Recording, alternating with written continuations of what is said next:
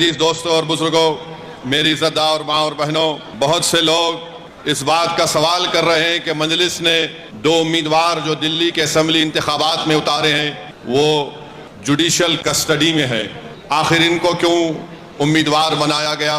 लोग बहुत से तबसरे भी कर रहे हैं, बाज़ तो मनगढ़ंत बातें करते हैं और जो इस तरह की बकवास करते हैं वो कानून को नहीं जानते और उनके दिलो दिमाग में एक नफरत भरी भी है। भारत के कानून के लिहाज से शिफा और ताहिर साहब इलेक्शन लड़ सकते हैं, इसीलिए असदुद्दीन ओवैसी ने इन दोनों को मजलिस इत्तेहादुल मुस्लिमीन का उम्मीदवार बनाया है। अब जो लोग बीजेपी, आप और दूसरी पार्टियों के लोग अखबारात और मीडिया से बात करके कह रहे हैं कि इनके ऊपर फलां दफात लगी हुई है, मैं उन लोगों से पूछना चाहता हूं, भारत की पार्लियामेंट में करीब 250 ऐसे एमपीज जीत कर आए हैं जिन पर बहुत सीरियस क्रिमिनल केसेस हैं।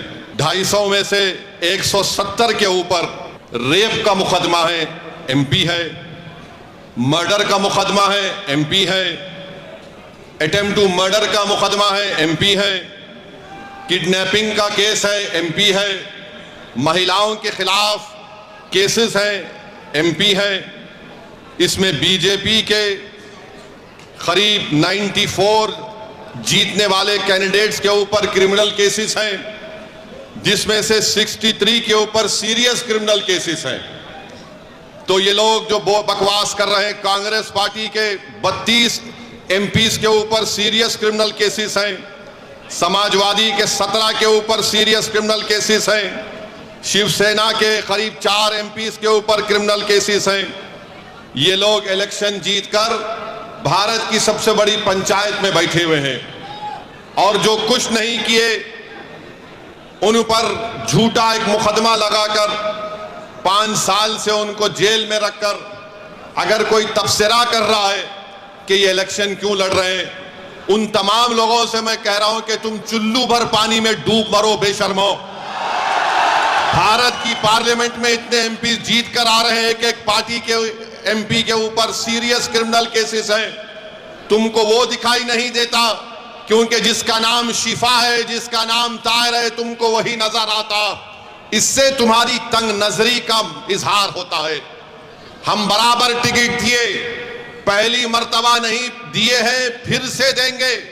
अगर जो कोई सरकारें किसी के ऊपर जुल्म करेगी और नाहक उनको जेल में डालेगी तो जमहूरियत का तकाजा यह भी है कि आप उन बेजुबानों की आवाज बने। मजलिस ने कोई गुनाह नहीं किया बल्कि मजलिस ने अच्छा काम किया। और अगर कोई मुझे पूछेगा क्या कह रहे हो, तो क्या जॉर्ज फर्नांडिस के ऊपर बड़ौदा डायनेमाइट केस नहीं बुक हुआ था? बिहार के मुजफ्फरपुर से जेल में बैठकर जॉर्ज फर्नांडिस इलेक्शन जीते, तो इंशाअल्लाह ताला शिफा भी जेल में बैठकर ओखला का इलेक्शन जीतेगा और एमएलए बनेगा इंशाअल्लाह ताला। अब आप बताइए कि जो 5 साल से जेल में है, ना कोर्ट में कार्रवाई चलती है, ना मुकदमा खत्म होता है, ना विटनेसेस का एग्जामिनेशन होता है, मगर प्रोसेस एक पनिशमेंट बना दिया गया। शिफा जेल में क्यों है और केजरीवाल जेल के बाहर क्यों है? शिफा जेल में क्यों है? अमानतुल्लाह को बेल क्यों हो गई? सिसोदिया को बेल क्यों हो गई? शिफा को बेल क्यों नहीं होती? जैन को बेल हो जाती है, ताहिर हुसैन को बेल नहीं होती है। बताओ कौन किससे मिला हुआ है? ये आपको 5 तारीख के दिन